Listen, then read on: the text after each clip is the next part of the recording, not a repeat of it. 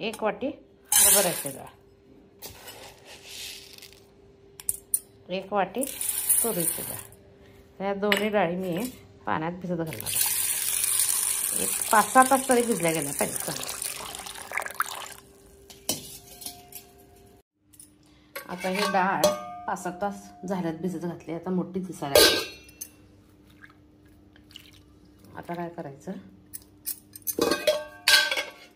Broken wheat खपली गव्हाची सोजी, आता ही खपली गव्हाची सोजी इथं भांड्यात घालायची आणि ही फक्त 15 ते 20 मिनिटं पाण्यात घालून ठेवायची। आणि 15-20 मिनिटांना ह्याच्यात आता आलं, लसूण आणि हिरवी मिरची घालून हे आणि ती डाळ सगळं मिळून मिक्सरला बारीक करायचं। 15 मिनिटं जाऊ देत, ह्याच्यावर झाकण ठेवते आणि 15 मिनिटांना झाकण काढते आणि दोन्ही मिक्सरला लावते। आता 15-20 मिनिटं झाली आहे आणि ह्या 4-5 मिरच्या घेतल्या, आल्याचा तुकडा, ही डाळ मी भिजत घातलेली 5-6 तास अगोदर डाळ,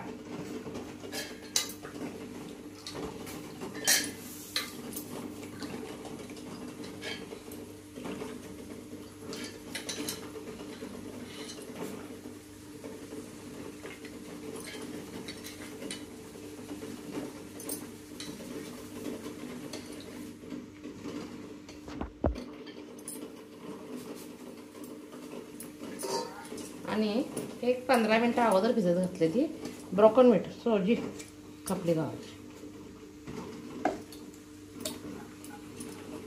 15 मिनिटं बास होतं, कारण ऑलरेडी फोडलेले असतात ना गव्हा।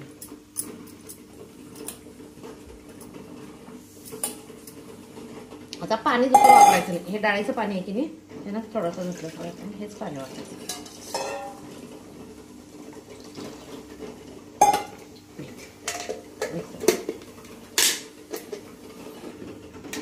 आता नाईस झाले,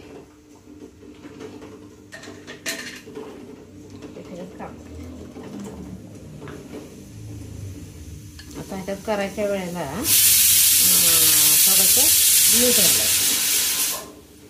हा डोसा तमिळनाडूमध्ये फेमस आहे।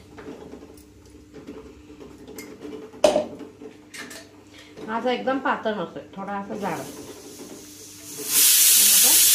पातळ होणं म्हणून थोडंसं अगदी पाणी म्हणून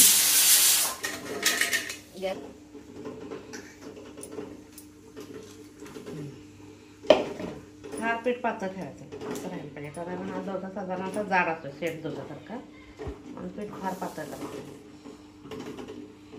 असं राहिलं पाहिजे। करायच्या वेळेला थोडंसं मीठ घालायचं। दरवेळी आपण उडदाची डाळ घालून डोसा करतो की उडदाची डाळ तांदूळ, तमिळनाडूमध्ये हा डोसा फेमस आहे, आज मी हा करतो।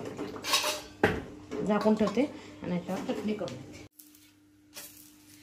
पीठ असं ठेवायचं। हा डोसा साधारण जाड डोसा म्हणजे सेट डोसासारखा, अगदी पातळ मसाला डोसा सारखं नाही करायचं। मस्त अनेक घालून दाखवते।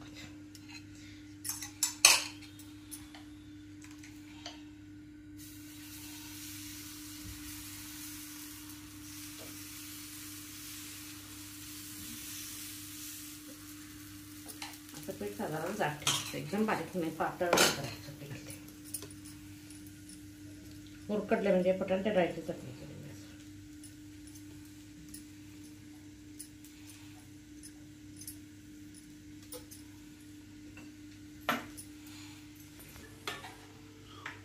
आणि मेथीचं दालचिनी,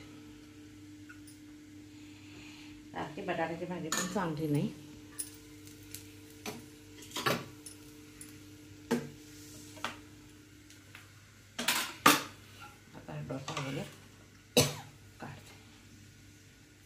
आपण आपलं सोडतो, एकदा तेल लावलं की नाही 4-5 डोसे आरामात होतात।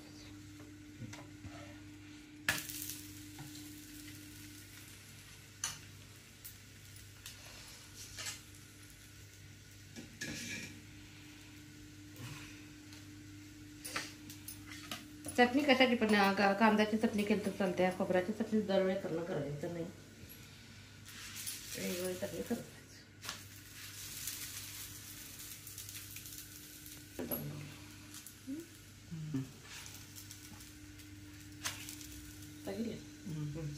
आटे येते